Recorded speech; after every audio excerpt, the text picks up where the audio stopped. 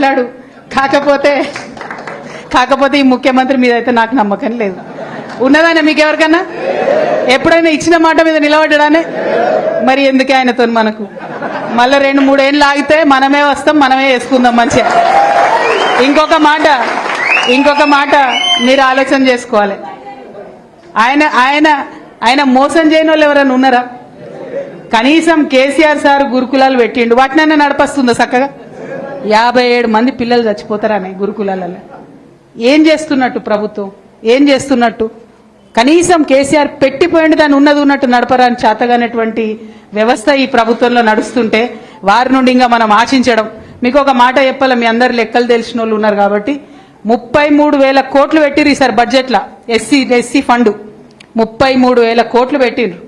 దాంట్లో ఇప్పటి వరకు అంటే ఇంకా 15 రోజులు అయితే మార్చి వస్తుంది, కొత్త బడ్జెట్ వస్తుంది. దాంట్లో ఇప్పటి వరకు విడుదల చేసింది ఎంత అంటే కేవలం 9,800 కోట్లు. అంటే పెట్టుడేమో 33,000 కోట్లు, కానీ ఇచ్చుడేమో కేవలం 9,800 కోట్లు. అంటే కేవలం 30% బడ్జెట్ మాత్రమే ఇచ్చిరు తప్పితే ఇంకా ఇవ్వలే. ఇంకా మిగిలిన డబ్బులు కూడా మనకు ఉంటాయి మన ఖాతాలో. ఎందుకోసం ఉంటాయి? కేసీఆర్ సార్ ముందే ఆలోచించిండు.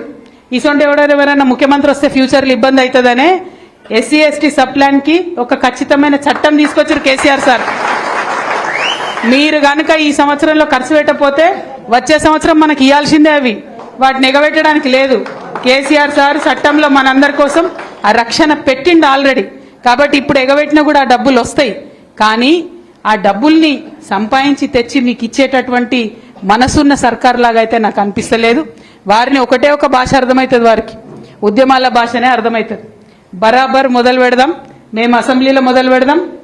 మీరు ఎక్కడేంటే అక్కడికి నేను కూడా వస్తా, ఈశ్వరన్న కూడా వస్తా, అట్లనే మా బండ శ్రీనన్న కూడా వస్తారు. ఇవాళ కావాలనే వీళ్ళిద్దరిని పిలిపించిన. ఎందుకంటే మన దళితుల పాలిట ధనలక్ష్మి లెక్క మన అన్న అందరికీ కూడా దళిత బంధు స్కీము వారి ఆధ్వర్యంలో కేసీఆర్ గారు మొదలుపెట్టిన. మరి అటువంటి లక్ష్మీపుత్రుడు ఇక్కడ ఉండాలి. అట్లనే అన్న ఎస్సీ కార్పొరేషన్కి వచ్చిన నిధులతోనే దళిత బంధు చేసుకున్నాం. కాబట్టి తను కూడా ఇక్కడ ఉండాలనే వారిద్దరిని నేను ఇవాళ పిలవడం జరిగింది. వాళ్ళకి తెలుసు ప్రతి లెక్క ఏ ఊర్లో ఎన్ని ఇచ్చినాం, ఏ ఊర్లో ఎట్లా ఇచ్చినాం, ఎట్లా మనం బ్యాంకులతోని కలెక్టర్లతో ఇబ్బంది లేకుండా చేసినామని తెలుసు. కాబట్టి వారిని ఇక్కడ పిలిచినాం. కాబట్టి ఈ పోరాటంలో మేమందరం బీఆర్ఎస్ పార్టీగా మీ వెంట ఉంటామని ఈ సందర్భంగా నేను తెలియజేస్తా ఉన్నాను. మరి మీ అందరికీ తెలుసు వర్గీకరణ పంచాయతీ కూడా నడుస్తున్నది. అన్న చెప్పినట్టుగా వర్గీకరణ పేరు చెప్పి ఈ ముఖ్యమంత్రి గారు చేసిన మరొక మోసం ఏంటంటే మొదలేమన్నాడు, నేను రాగానే సంవత్సరానికి 2 లక్షల ప్రభుత్వ ఉద్యోగాలు ఇస్తా అని చెప్పి ఇయ్యలేకపోయింది. ఇంత లోపల ఏమైంది, కోట్ల ఆర్డర్ వచ్చింది వర్గీకరణ చేయాలి అని చెప్పి. అందులో మోడీ గారు చేసింది ఏం లేదు, రేవంత్ రెడ్డి గారు చేసింది ఏం లేదు. సుప్రీంకోర్టులో ఆర్డర్ వచ్చింది వర్గీకరణ చేయాలి అని చెప్పి. వర్గీకరణ చేయాలనగానే ఈయనకు ఐడియా వచ్చింది, అరే నేను ఎట్లా ఉద్యోగాలు ఇవ్వలేకపోతున్నా కాబట్టి ఒక లింక్ పెడదామని చెప్పి ఇగో వర్గీకరణ అయ్యే వరకు నేను జాబ్లు ఇవ్వబోయని మొదలుపెట్టింది. 6 నెలల తీర్పు వచ్చి ఇప్పటిదాకా ఆల్లేదు సూళ్ళలేదు అన్నట్టున్నది పరిస్థితి.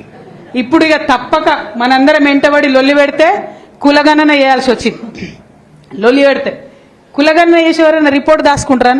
అసెంబ్లీలో పెట్టాలి కదా. ఇవాళ డిమాండ్ చేస్తా ఉన్నా నేను ఈ వేదిక ద్వారా, అన్న చెప్పింది కరెక్ట్. వర్గీకరణ 2011 జనాభాతో చేస్తా అంటున్నా ఆయన. నిన్నగాక మొన్ననే లెక్క చేసింది కదా రాష్ట్ర ప్రభుత్వం. మరి మొదలు ఆ లెక్కలన్నా బయట పెట్టాలి కదా. ఆ లెక్కలు బయట పెడతలేరు. ఎందుకంటే తెలుస్తుంది కదా దళితులు 15% కాదు ఎక్కువ ఉన్నారని తెలుస్తుంది. కాబట్టి ఆ లెక్క బయట పెడతలేరు. ఒక డిమాండ్ ఏంటంటే ఖచ్చితంగా కులగణన రిపోర్టు బయట పెట్టాలి. 2 షమీమ్ అఖ్తర్ కమిటీ అని వేసిరు వర్గీకరణ మీద.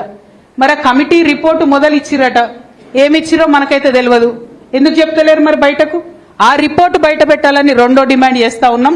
3వది ఇప్పుడు షమీమ్ అఖ్తర్ కమిటీకి మళ్ళా మనందరం లోలు పెడితే కొంచెం టైం ఇచ్చిరు, తప్పులు చేసినాం కాబట్టి ఇంకేదో ఆలోచన చేస్తున్నాం అని చెప్పి. నేను ఒకటే కోరుతా ఉన్నా, వర్గీకరణ చేసుడంటే సమస్య పరిష్కారం చేసుడు. కానీ ఈ ప్రభుత్వం ఏం చేస్తుంది, వీళ్ళకి ఇంత ఇస్తాం వాళ్ళకి ఇంత ఇస్తామని ఆధారాలు లేకుండా చెప్పి అందరు కూడా ఆగమయ్యేటట్టు, అందరు కూడా ఆందోళనకు వచ్చేటట్టు చేస్తున్నది. అంటే దళితుల మధ్యలో పంచాయతీ పెట్టియడానికి కాదు కదా వర్గీకరణ కోరేది. ఎవరికైతే ఇన్ని రోజులు హక్కు లేదో వాళ్ళకి ఇవ్వమని కోరుతున్నాం. ఉన్న వాళ్ళది గుంజుకోమంటలేం కదా. ఉన్న వాళ్ళది ఉంటుంది, ఇవ్వని వాళ్ళకి ఎట్లా సర్దుబాటు చేయాలి, ఏ రేషియో ప్రకారం చేయాలి అని క్లారిటీగా చెప్పాలి. కానీ అది చేయకుండా షమీమ్ అఖ్తర్ రిపోర్టు బయట పెట్టకుండా, జనాభా లెక్కలు బయట పెట్టకుండా మళ్ళీ దళితులను మోసం చేసి వర్గీకరణ చేయాలి కాబట్టి మీకు జాబులు ఇస్తలేమని మొత్తం తెలంగాణ యువతను మోసం చేసేటటువంటి ప్రయత్నం ఈ ముఖ్యమంత్రి గారు చేస్తా ఉన్నారు. ఈ ప్రయత్నాన్ని మేము తీవ్రంగా నిరసిస్తా ఉన్నాం. వర్గీకరణ వంకతోని జాబ్ క్యాలెండర్ మీరు ఆపొద్దు, వర్గీకరణ తక్షణమే చేయండి. అన్ని కూడా మీకు ముంగట ఉన్నాయి, బయట పెట్టండి, ట్రాన్స్పరెంట్ గా అందరిని పిలిచి మాట్లాడి వర్గీకరణ చేయండి అని చెప్పి మేము డిమాండ్ చేస్తా ఉన్నాం. కేవలం విద్యా ఉద్యోగాలలోనే కాదు, రాజకీయాలలో కూడా వర్గీకరణ చేయాలి. లోకల్ బాడీ ఎన్నికలు తొందరలో వస్తున్నాయి కాబట్టి అన్ని వర్గాల ప్రజలకు కూడా చక్కటి అవకాశాలు వస్తాయి. సర్పంచ్లు అయ్యేటిది, ఎంపీటీసీలు అయ్యేటిది, జెడ్పీటీసీలు అయ్యే అవకాశం వస్తుంది. కాబట్టి వర్గీకరణ రాజకీయాల్లో కూడా జరగాలనేటటువంటి చర్చ అందరి దగ్గర. మాజీ శాసనసభ్యురాలు గౌరవనీయులు